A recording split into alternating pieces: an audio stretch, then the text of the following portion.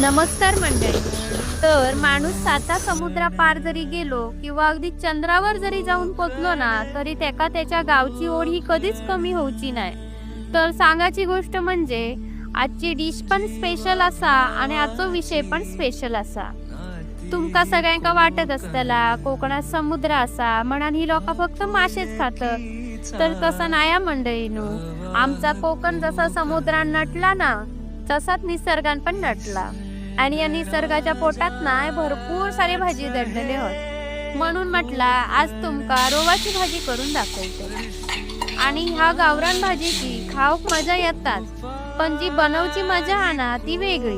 मंडळीनो, आजचं बेत जरी साधं असलो ना, पण गोडी डाळ, लाल भाजी, मुळ्याची भाजी, भात खाऊची जी मजा आहे ना ती फक्त कोकणातच. त्यामुळे तर आम्ही म्हणतो यवा कोकण आपलंच असा.